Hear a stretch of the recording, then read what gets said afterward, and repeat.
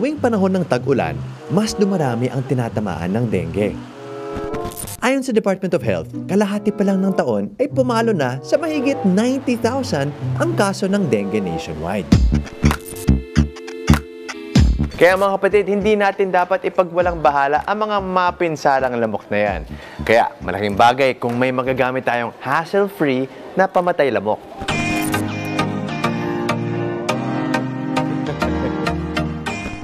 Ito ang mosquito swatter.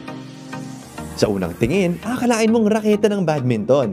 Pero iba ang pakinabang nito bilang pamuksa ng lamok. Meron itong UV light para ma-attract ang lamok sa paligid. At oras na dumikit sa mosquito swatter, goodbye lamok. Battery-powered na rin ang mosquito swatter at may kasama ng Type-C to USB cord for charging. So, paano ba gamitin ang mosquito swatter na ito? Simple lang mga kapatid. Kunin mo lang siya sa base, okay? Tapos dito sa gilid, meron siyang on switch. So, i-on na natin.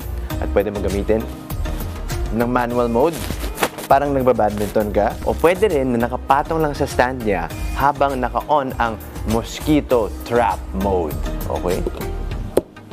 Ganyan lang. So, ayan na mga kapatid, nasa mosquito trap mode na siya. So, kung iniwan mo lang siya dito sa mosquito trap mode, tatagal siya ng 8 to 10 hours.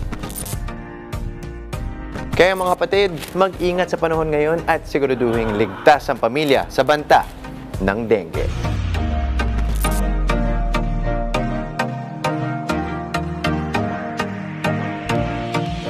Ayan, hawak ko na ang mosquito swatter. Okay? 649 pesos lang mga kapatid. Diba? Oo, malaking tulong to kapag ano, kahit pa paano, diba, mapigilan ang dengue na usong-usong ngayon, ngayong tag-ulan. Oo, that's very important. Tsaka for some reason, kasi marami namang ding paraan para pumatay ng lamok. Pero for me, parang may satisfaction. Yung pag narinig mo yung nag-aano siya, namamatay siya, yung parang natutos ka siya. Yung parang ganito, Maui, yung parang ganito. Pero feeling ko para kay Maui, medyo aesthetic din tignan. Pero ito. Ay, hindi pala nakaano yung... Kasi hindi siya lamok. Yan. Ayan. Ayan. Oh, yan! Yung Wait, ang tanong ko lang, Josh, kapag ganyan kasi di ba kuryente siya, pag na-press mo yan, pag na-press mo ba yan, tapos ginawa mo sa kamay mo, makukuryente ba? Kasi syempre mga baby bata. So, of course, iwasan natin yun, no? In fact, meron din siyang mosquito trap mode. So, as in, on mo lang siya, naka-on lang siya palagi, at may stand din siya. Kaya nga, yun yung kakaiba din sa kanya. Para ito yung mga maliliit na box. Di ba may mga box kasi ng ganito ang technology, pero hindi siya swatter. Ito kasi pwede ka mag-practice. Pwede ka mag-badminton. Joke lang, huwag ka mag-badminton. Actually, exercise din yan, ha? Kasi sa ganitong konsepto, ikaw yung maghahabol ng lamok. Unlike yung sa mga nasa sahig, sila yung lumalapit. Ito, pag kuyari, hindi mo ma-reach. Or pwede din yung lamok ka naghahabol sa'yo. Pwede rin. Mahabol no? Ganun lang. Oo, hindi, ang ganda. Tsaka ang aesthetic ng kulay. Actually, tanong mo. And the stand, I love the stand. Ano daw hatol mo? Cute. Ay, hatol ko. Okay, mga kapatid. Ang hatol ko ay...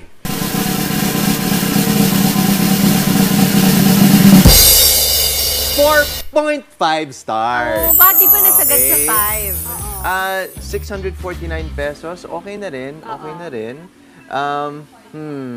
I think definitely hindi pa rin siya need. Very convenient siya, especially dahil sa mosquito trap mode na to, no?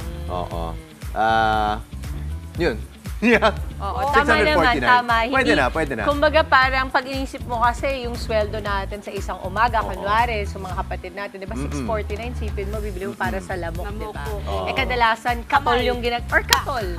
Di ba? Pero again, ako, kung kaya niyong bilhin, okay din siya, lalo pag may mga bata sa bahay. Pero yun nga, pero pagkagaya ka ni Maui na very aesthetic, di ba? Oo, talaga na sample. Yeah, look mo, parang bagay sa'yo. It's giving thanks nga eh. Kaya mga kapatid, abangan pa ang mga susunod na mystery item ko dito sa Unboxing. Mga kapatid, Justin Quirino po. Masayang kwentuhan at makapulahang informasyon ang hatid namin tuwing umaga. Kaya mag-subscribe na at mag-follow sa social media pages ng News 5.